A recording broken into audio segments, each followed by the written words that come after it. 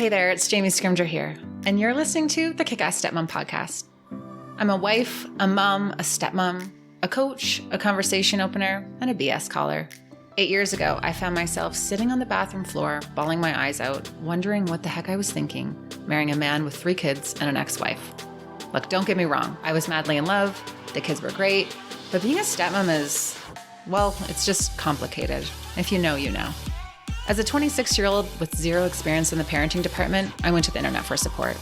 But I was disappointed with what I found. So I decided to create the type of support I was looking for. Raw, real, solution-focused conversations about all things motherhood, stepmotherhood, and living a kick-ass life. Life can be hard, really freaking hard. But it's entirely possible to thrive amongst the tough stuff. Each week, I will bring you tips and strategies and mindset shifts to inspire you to live your own version of a kick-ass life. While bringing you along as I create my own. Let's do this. All right, hey guys. So before we get into the episode, I want to make sure that you are in the loop about all of the new and exciting things happening with the platform. So first things first, I now have a text line. So you can shoot me a text at 226-401-0819. Just say hey, and then we can stay in touch. And this is also where you can submit questions for Ask Me Anything podcast episodes, and an upcoming series that Darren and I are going to do called Whose Side Are We On? So this is where you can submit questions about situations or issues that have come up with your partner or maybe the ex. And then we're going to give you our 2 cents on, well, we're just going to tell you whose side we're on. Who do we think is right and who do we think is wrong? For the record, Darren does not know that he's doing this yet. So if you were talking to him, don't mention it. I always have to make sure my timing is right when it comes to these requests. But this is going to be so fun, and it's just a fun way to spice things up for the episodes coming up in the summer. So 226-401-0819. Stop right now, send me a text, put it in your contacts, and yeah, then we can be real life friends. Second, a few years ago, I wrote an ebook. If you've been following along for a while, you have heard about it. So 101 Ways to Be a Kick-Ass Stepmom. And it has all of my top strategies and mindset shifts, just all about disengaging and boundaries and dealing with your stepkids and your in-laws and mutual friends and having an ours baby and being a childless stepmom, dealing with a high conflict ex. Like, it really does tackle all of the common step-family stressors. And I just updated it. So I added some more tips, I made some tweaks, and now it's 120 ways to be a kick-ass stepmom.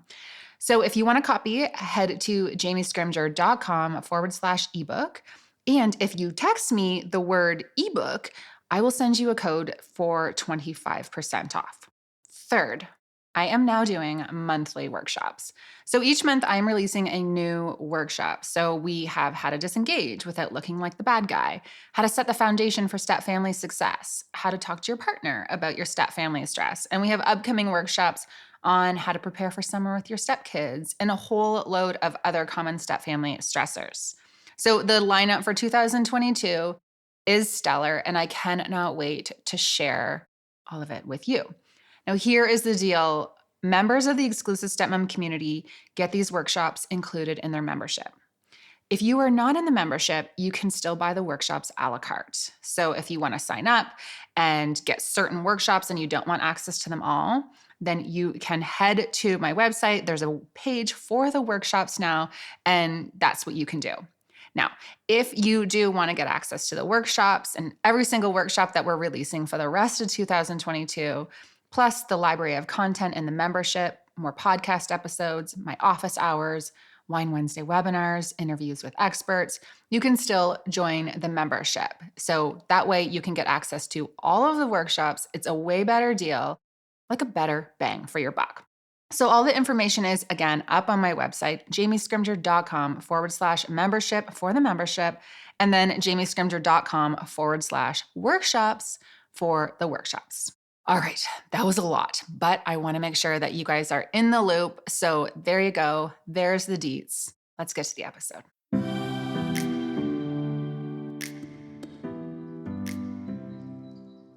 Hello, hello. Welcome back to the Kick-Ass Stepmom podcast.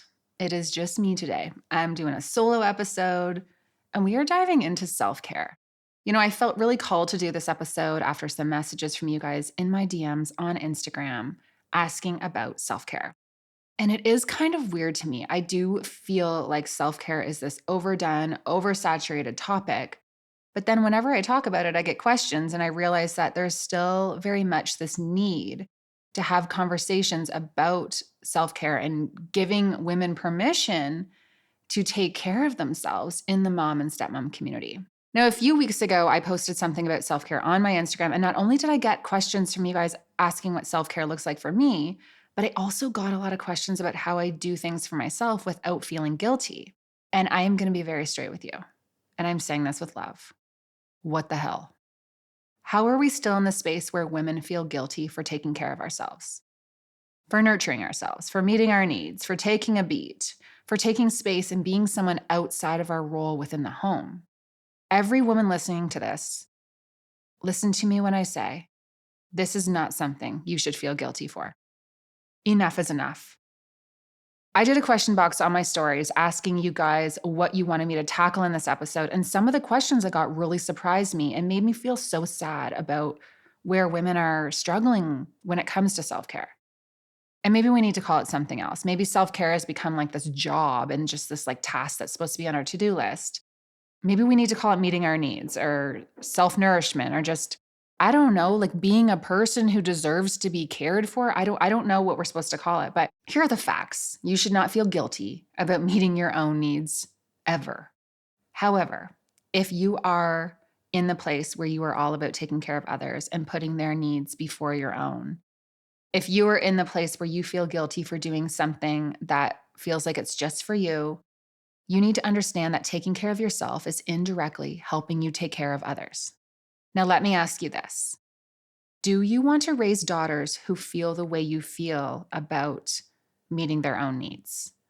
Who feel like they need to give and give and give and feel guilty for stopping to read a book or for sitting down to enjoy a cup of coffee without anyone saying their name, or for going on a girls' night and connecting with their friends, or having alone time, or washing their freaking hair?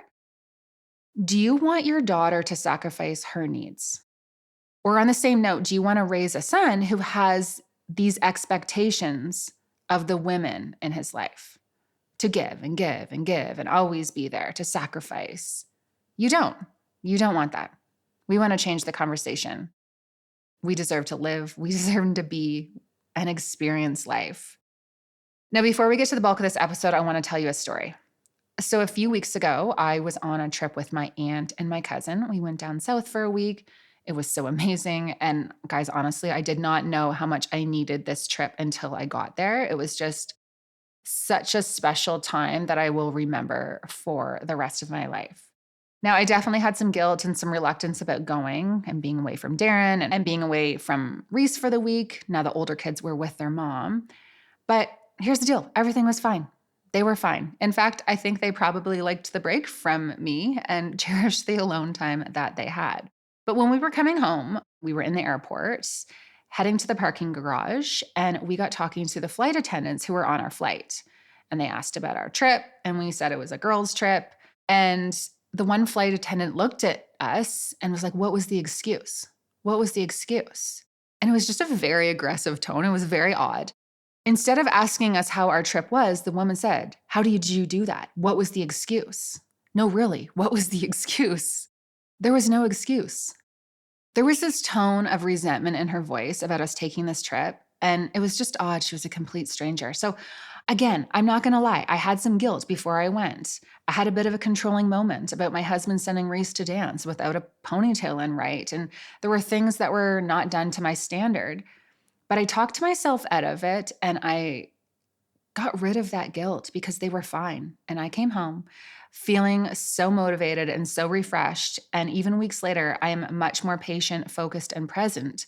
So, what was the excuse? There was no fucking excuse. We wanted to take a vacation. And as women, we do not need an excuse to do something for ourselves. All right, so there's the story. Let's get to the episode. Here's what's on the agenda for today. I'm going to give you the lowdown on what self-care looks like for me right now. And then I'm going to dive into some of the questions that you guys submitted. And then hopefully after this episode, you're going to stop feeling guilty. Okay? Okay. I'm going to start with this. I very, very rarely feel guilty for doing something for myself. I spent a lot of time at the beginning of our marriage trying to be the perfect stepmom and the perfect wife and the perfect whatever, and it was exhausting. And I remember when we first got married, I was commuting an hour and a half each way to work. I was working in child protection, so I had long days. I often would get home until 7:30 at night, and I left really early in the morning. And in the morning before I left, I would make sure the house was clean and the lunches were made and the clothes were picked out and everything was organized and dinner was in the crock pot. And then I would come home and I would help the kids and I would do all the homework and do the laundry and go, go, go. And I remember not sitting down until like 10 o'clock at night, and I was just freaking exhausted all the time. I would never go to bed with the dishes in the sink or with shit to do. I was also a ticking time bomb. Something could trigger me or set me off really quickly. I was teetering on resentment, and I'm sure I was a real freaking gem to live with. I was trying to be the perfect mom and the perfect stepmom and the perfect wife. And in doing that, I was actually the opposite. I was providing my family with the opposite of what I was trying to be. I've told this story so many times, but I'm going to tell it again because I think it's really important. So one day I broke down in the kitchen and I said to my husband, I don't do anything that I used to do anymore. I don't go to yoga. I don't go to bookstores. I don't sit in coffee shops. I don't see my friends. I was just so mad and resentful for all of the extra responsibilities. And I felt like I was just giving and giving and giving. And he looked at me and he said, no one asked you to stop doing those things, Jamie. You did that on your own. And he was right. We are conditioned to sacrifice ourselves for our families. And I had to stop. Now, I don't feel guilty for leaving the dishes and going upstairs to read a book. I don't feel guilty for having laundry pile up if I feel like I need to have a little bit of a break. People know where to find the socks. And by the way, when you have kids, you can never really be caught up on laundry. So let's stop trying. I don't feel guilty for booking anything for myself that helps me feel more confident in myself. I don't feel guilty for telling the kids that I'm going to do a workout or booking a girls' night. Sidebar. With my daughter and when the kids were young, I would let them know when I was available and I would set them up and give them all the information so they knew what I was going to go do and what they should expect. And so they knew that I was still there. They were occupied and I was able to go do my thing. But I don't feel guilty, and neither should you. My husband does not resent me for taking time for myself either. Your partner should not make you feel guilty for taking time for yourself. It helps you show up as a better wife, mom, stepmom, employee, friend, person, whatever. And chances are your partner does want you to take more time for yourself. Chances are your partner does want you to nourish yourself so that you can show up as a better version and more patient and more available for your family. I think there is this big misconception that by meeting your own needs, you're not meeting the needs of your partner or you're not showing up for your kids. And it doesn't have to be like that. You can prioritize everything. You can find a balance. Self-care can feel like a juggling act at times, but it's not impossible. So here's a question for you. Have you ever listened to a podcast with someone you admire or read an article by a thought leader you aspire to be like and heard them say, yeah, self-care is bullshit. You don't have to take care of yourself. I never take time to work out or meditate or connect. No, you haven't. I can assure you that not one woman who is killing it in life doesn't make nourishing themselves a habit. So for me, what self-care looks like changes based on the season that I'm in and what's going on with life. And truthfully, sometimes I'm really good at it and sometimes I need to be more deliberate, but it is always a priority. It's always a balancing act and something that I'm always tweaking. I am so pumped about my newest partnership with Nucalm. I have been actively trying to minimize stress and calm my mind and carve out time in my day for stillness and meditation, which, as we know, is easier said than done in this busy, stressful world that we're currently living in. So Nucalm is patented neuroscience technology clinically proven to lower stress and improve sleep quality. It gives you the power and control to slow down and recharge when you need to by guiding you to your natural recovery state. Within minutes, Nucalm guides your brain waves to frequencies for deep recovery and restoration. Amen. So here's how it works. You apply the Nucalm biosignal processing disc to your inner left wrist. Then you connect headphones to your mobile device and select your Nucalm journey in the mobile app. Cover your eyes with the Nucalm light blocking eye mask, get comfortable, and zen out. It is so freaking good. Nucalm is the world's first and only patented technology clinically proven to lower stress and improve sleep quality without drugs. For more than 20 years, the company has been helping people like elite military operators, to cancer patients, to pilots, to professional athletes, to veterans, to regain control of their lives by helping them manage stress. It used to be a $6,000 Class 3 medical device. Now it's easier to use and much more affordable through a subscription.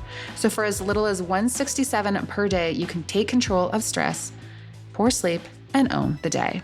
Nucalm has become one of my favorite rituals and is my new favorite form of self-care. I cannot tell you how good this feels. So you can learn more and get all the details at www.nucalm.com and use the code Jamie10 off for 10% off. That's www.nucalm.com and use the code Jamie10 for 10% off. A huge priority for me over the last year or so has been my sleep. My bedtime routine is something that I'm trying really hard to be deliberate about, because I know that when I get off the screens or read a book or journal and have a hot drink before bed, I sleep way better. I've also learned the difference that great sheets can make. A few months back, we got the bamboo sheets from Cozy Earth. We got the sheet set and the duvet cover, and guys, I can't even. They blew my mind and are by far the softest, most comfortable sheets I've ever slept in. And I get hot at night and regularly get the night sweats.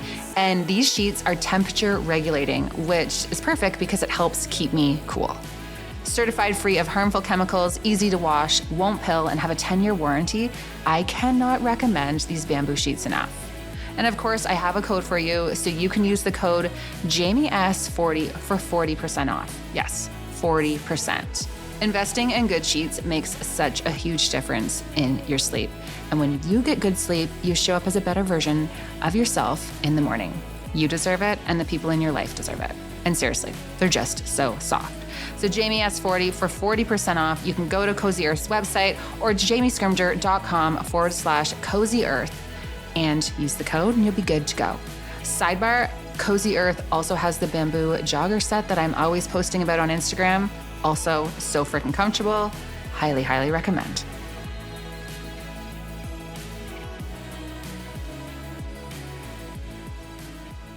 So here are a few things that fall into the self-care category for me. 1, mornings. This is no surprise to you guys. You know I'm a morning person. I like to wake up before the kids come down and have my coffee in peace. I sometimes have a really strict morning routine, and other times I kind of just do whatever I feel like I need to do for me in that moment.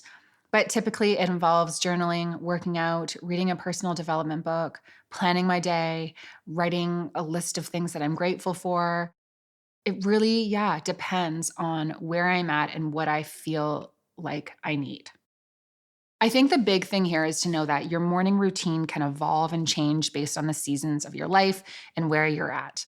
If your morning routine starts to feel like a job or something that you don't look forward to, it needs tweaking. It's not working. Like if you dread waking up in the morning and feel like you need to have this morning routine because that's what everyone on Instagram is doing, maybe that's not for you. That being said, there are times when I really have to push myself to get out of bed. And when I do, I am so grateful that I have, because having that time to just get grounded and focused and just, be alone in the morning, it sets my day up far, far better than if I'm waking up at the same time as the rest of my family. The second thing that I do is I nap and I lie down. So this is a huge thing for me and something that I resisted for so long. But I've gotten to the habit of asking myself, what do I need right now? If I'm feeling distracted or stressed or just kind of off, I stop and I'm like, what do I need? I'm all about listening to my body. And sometimes my body needs a freaking nap. Sometimes I need to just get horizontal. So on a Saturday afternoon or even in the middle of the workday, don't hate, I work from home, so I have the flexibility. If I feel depleted or I'm like spinning my tires, I set an alarm on my phone and have a little lie down. Sometimes I sleep, sometimes I don't, but I get horizontal and I give myself the space. I breathe, I close my eyes, I regroup. That right there is 15 minutes of self-care. And sometimes I do a quick meditation from the Calm app or from Nucalm, which is a sponsor of the show, clinically proven to reduce stress and improve sleep. I will link it for you guys. It's freaking amazing. But Giving yourself this midday reset it's just a game changer. And I know there's gonna be people who are listening to this and say, "Oh, Jamie, that must be so nice that you can have a lie down in the middle of the day." And yeah, you know what? It is nice. It is nice. You can do that too.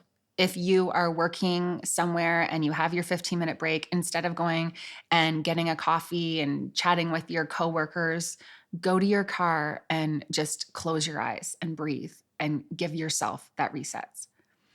There are 100 reasons that I could convince myself that lying down in the middle of the day and taking that time is a bad idea.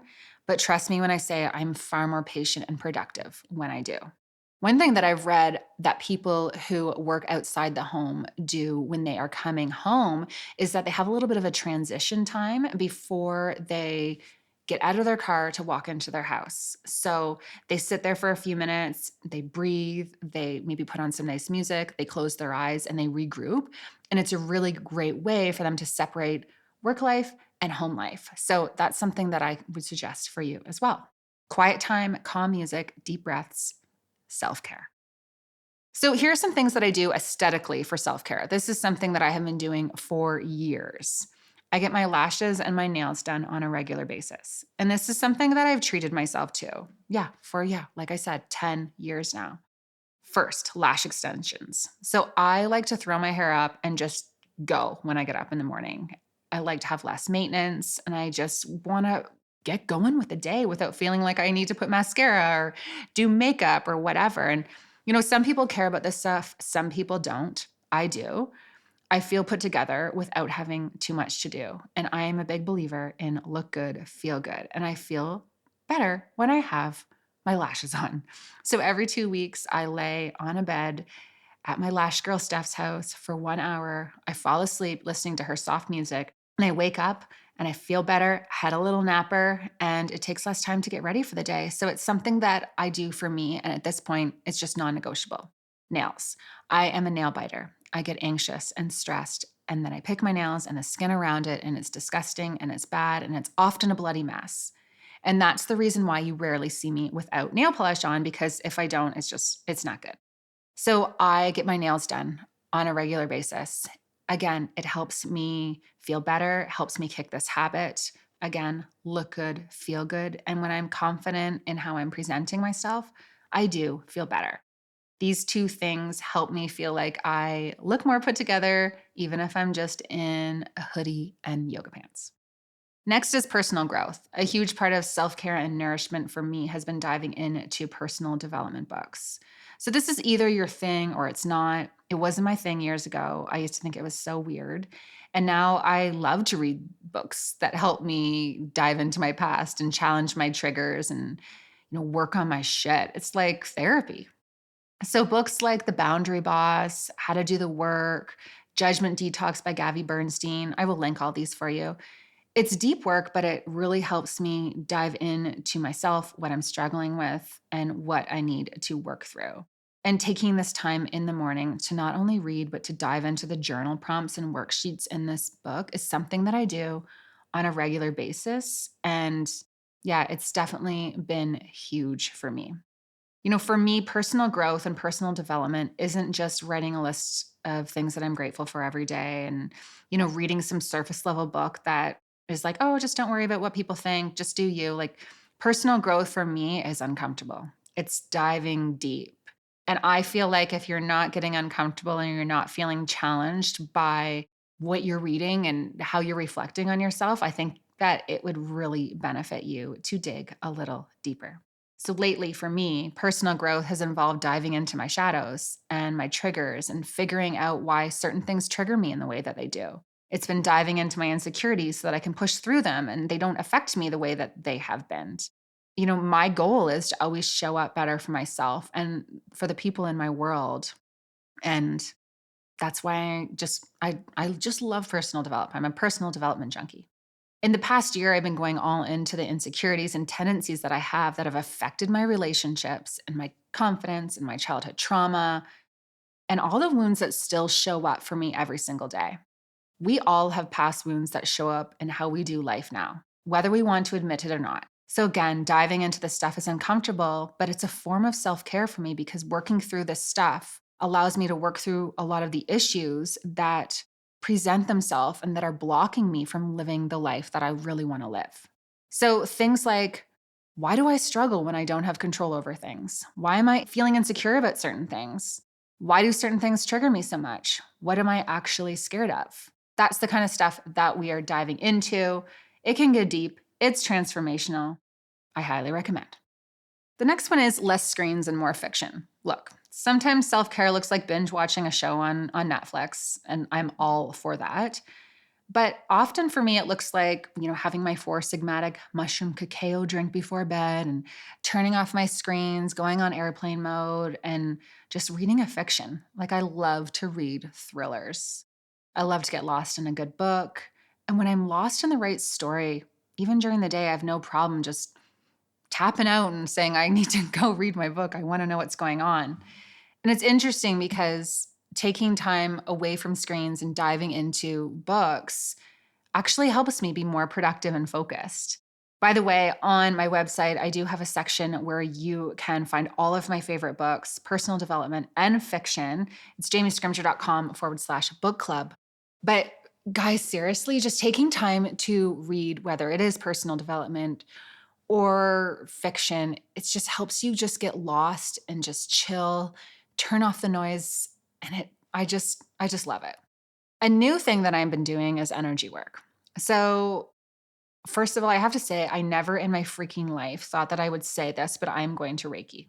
I don't know enough about it to talk about it, but in the last few months I've realized that I'm feeling kind of blocked. There's something missing and there's something I just needed to add something else to my toolbox. I feel like I've come so far in my own progress, like personally and professionally, but again, yeah, blocked is the right word. So my cousin recommended that I go to do a Reiki session in a salt cave. Definitely not something that I would normally do, but it has been so good. The woman who I go to, her name is Shelly. And from what I understand, she is not your standard Reiki person. She does touch you, she has some medium abilities. And I've been a few times now, and it's just really been transformational and helped me tap into some of the areas where I'm feeling blocked and where I'm holding tension. And yeah, I don't know enough about it to talk about it too much. But again, it's something that I never thought I would do. But it is really helping. So there's a lesson there too, right? Like sometimes we have a closed mind about something, or we have these preconceived notions, or we think something's not for us. But if you just give it a try, you might be surprised.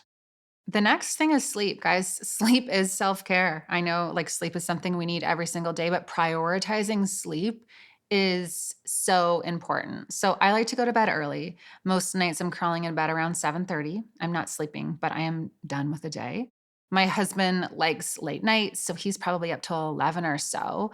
But when we are doing like our day-to-day routine and there's school and work the next day, I am getting into bed real early. Now, I wouldn't have been able to do this when my stepkids were younger, so it really does, depend on the stage of life that you're in. But now that my daughter goes to bed with me and the kids are older, it just kind of works. I read a book, I watch my show, I listen to a meditation from the Calm app. I really do love to go to bed early, and I prioritize 8 hours of sleep. So if I go to bed later, I will adjust the time that I wake up in the morning accordingly because sleep is so important. Now, here's something that you do need to remember. Your self-care regime does need to work with your life in the season that you're in with your family. So this would not have worked when my stepkids were younger because my husband was working late more often and they had extracurriculars. Like I could not have gone to sleep at 7:30. It would not work. So you do have to find balance and be creative based on the stage of life that you're in. But on the flip side, make sure that you don't use the stage of life that you're in as an excuse not to take care of yourself, right? So there is a balance there. So don't say, well, I have young kids. I can't do self care. Like self care just doesn't work for me at this stage. You have 15 minutes. You can find 15 minutes and you have to make yourself a priority. The last thing that I'm going to share about self care for me is just having nice loungewear. This really goes back to the look good, feel good idea that I was talking about above, but I love loungewear, tights and a sweater and my uniform. I don't really get into jeans or dress up unless I'm going out somewhere.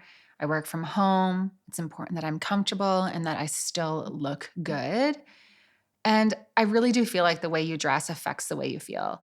And it doesn't have to be complicated, but look good, feel good. And for me, self care is spending a little extra on a pair of yoga pants or investing in a good sweatsuit. And even if you have to just wear the same thing over and over and over again, invest in loungewear that makes you feel good, that is neutral, and that is timeless. So, neutral is big for me because I do like to wear the same things over and over again. So, I make sure it's not too flashy because, like, if you wear the same bright yellow sweater every day, you're the person who wears the bright yellow sweater every day. But if you wear black all the time, no one really notices that you're wearing the same things over and over and over again. So, for me, just investing in a good outfit for lounging at home that still makes you feel cute and put together is just, I don't know, it's important to me. Some people care, some people don't. But if you are looking for inspiration or tips on loungewear, if you're interested in seeing my Lululemon favorites, all of my faves are up on my website. So I have a page for Lululemon and I also have a page for, yeah, all of the other things that I wear, like my favorite jeans and that kind of stuff. So jamiescrimgeour.com/favorites to check that out. Now, I am an affiliate for Lululemon. So when you shop and you go through my links on my page, it helps support the show. The cost doesn't change for you, but I do get a small percentage. Okay, so to sum it up, self care for me is 8 hours of sleep, movement, chugging water all day, green smoothies, time with friends, meditation, rest, personal growth, and lashes. All of these things help me feel good, look good, and show up in a way that I feel good about. All right, so that is what self care looks like for me. Now we're going to dive into some of the questions that you guys submitted on Instagram. So the first question is, how do you explain what you need so your partner understands it's about you, not about them? So I think you're overthinking this.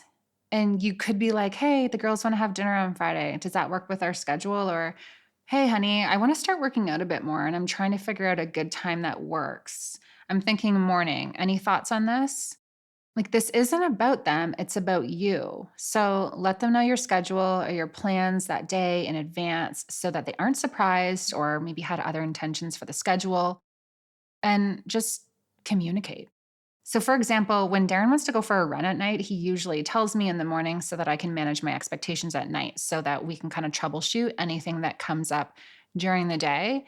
And when I have something going on or I have an idea or something that I want to do, I just share it with him. So it's about having that open communication and just managing everyone's expectations.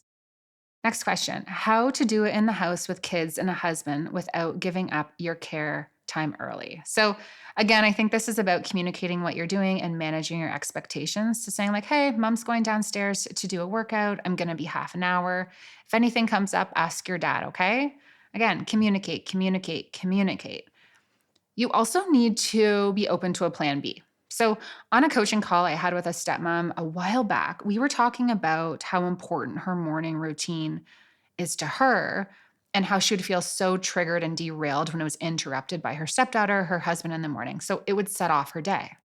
It was really effective for her to have a plan B because in her mind, she's like, if I don't have the self care, I am not going to show up as my best self. I really need to have this strict routine.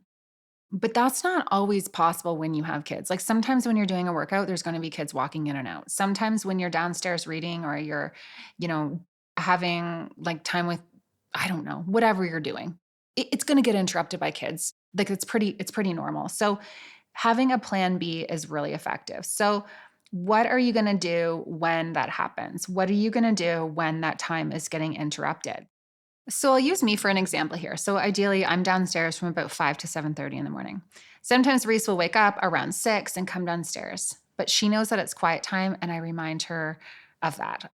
So I give her a choice. I let her know that she's welcome to hang out there and lie there and do some coloring and reading, or she can go back upstairs and hang out with daddy and go back to sleep or, watch something.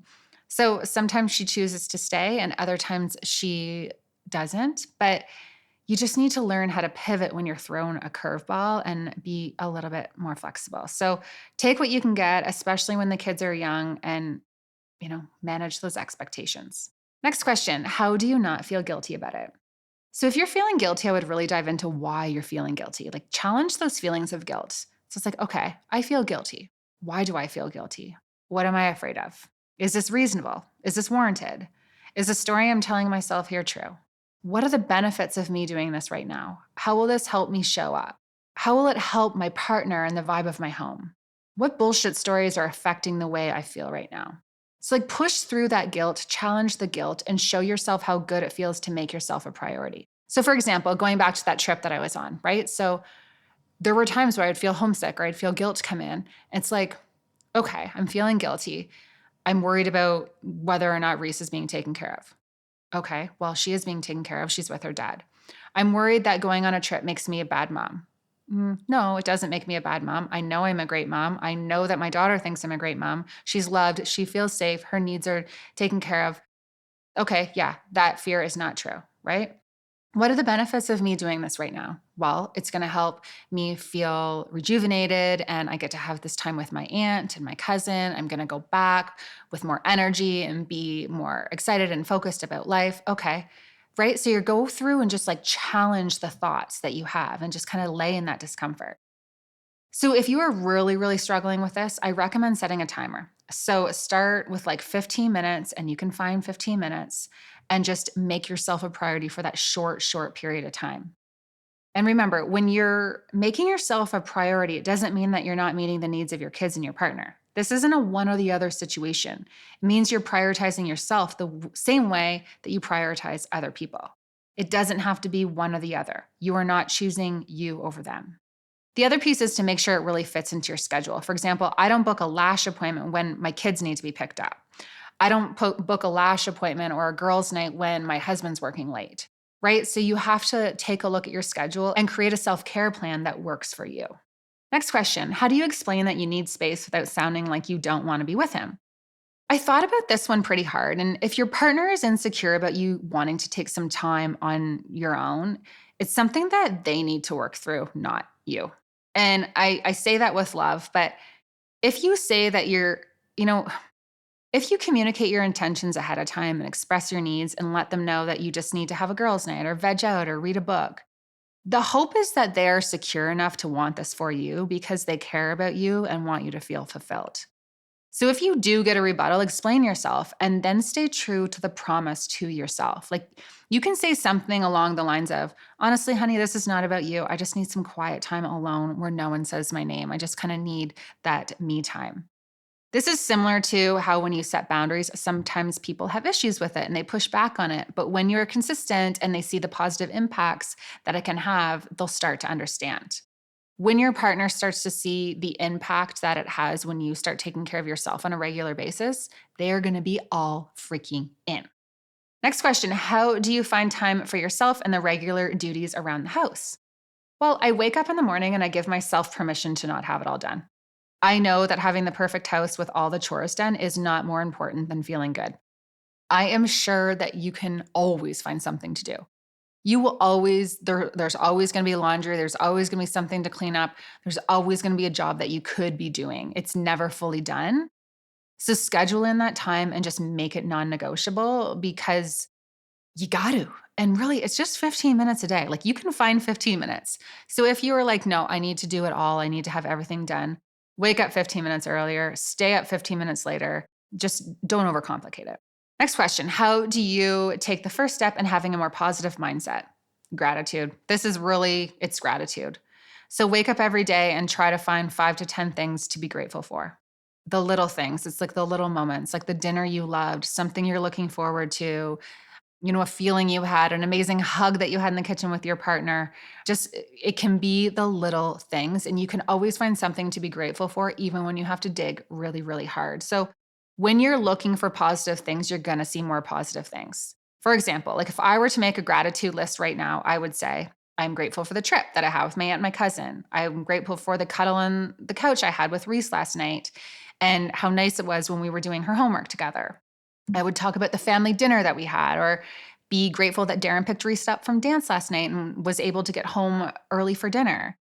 I would be grateful for my sister who helps me manage my business. I would be grateful for the quiet time I had this morning. And, I was able to finalize the notes for this episode. Like, grateful for the book that I'm reading because I'm finding it really transformational. Like, little things like that. Like, it doesn't need to be this big, huge thing.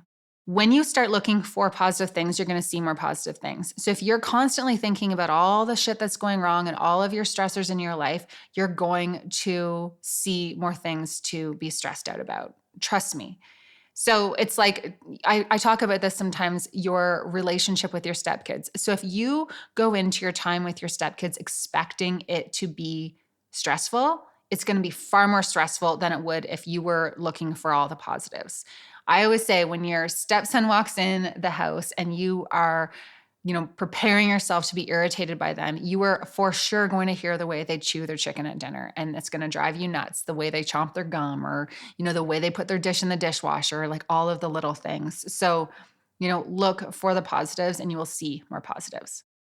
Next question is, what is your advice when you feel like self-care is one more thing to do when you'd actually rather sleep? Well, if you'd rather sleep, go to sleep. That is priority, right? Sleep is self-care. The other thing I would say is time management. So like how much time are you spending watching Netflix at night or scrolling through Instagram or TikTok reels or whatever? You make time for things that you have time for things that you make time for. So if it feels like something that you're dreading, other than a workout, I still don't love working out despite years trying to love it. But if your self-care routine is something that you dread, it's probably not the self-care routine for you. How do you take space when you have no space in your home? The bedroom is a big one for me. I usually go to the bedroom when the house is super busy. You can also go for a drive. You can go to the gym. You can go to a coffee shop. You can go for a walk. Don't use space as an excuse. How do you create an environment in your step family that makes it normal to do it? Communicate. Communicate what you're doing if it's going to disrupt the normal way of life. So manage people's expectations. If you're going to start working out after dinner every night and the kids aren't used to that, let them know. The same with your morning routine. When it comes to taking care of yourself, it will trickle down and become normal. You just have to be consistent. And the more consistent you are and the more they see you doing this, the more normal it's going to become. Last question. How do you handle when your partner can't hold their weight so that you can do self-care? Okay, your partner can hold their weight. You are not giving them enough credit. They are an adult. They can do it. They may not do it the way that you would like them to do it. It may not be perfect in your eyes. It doesn't have to be done the exact way that you do things. It can be done their way for a while, but they can do it. It's like Terry Cole says in her book, The Boundary Boss, which again, I recommend to everyone. When you overfunction, other people underfunction. So I challenge your thoughts on saying that they can't hold their own weight. Whose definition of that are you using? Alrighty, guys, that's it for this one. Thank you so much for tuning in. So my challenge for you right now is to start to rethink what self-care means for you. You are worth it. Nourish yourself. Ask yourself, what do I need right now? What do you need to do to show up as the best version of yourself for the people who deserve to have you as the best version of yourself? And if you haven't already, I would be forever grateful if you could leave a review on iTunes, subscribe so new episodes are uploaded to your app, and thank you for being here. That's it for this one. Thank you so much for tuning in. If you haven't already, and if the podcast has been resonating with you, I would be forever grateful if you would head on over to iTunes and give the show a rating and a review. And if you know someone who would benefit from listening to this episode, be sure to send it their way. Now, if you are craving more, head to my website, jamiescrimgeour.com. There are lots of blog posts and podcast episodes and resources available for you over there. And if you really want to dive in, I do take on a limited number of coaching clients every month. So you can book one call or work with me for 3 months. Either way, we will create an individualized plan for your unique stepfamily situation. Remember, sitting around biatching about how hard being a stepmom is won't make being a stepmom any easier. If you want change in your life, it has to start with you. Chat with you next week.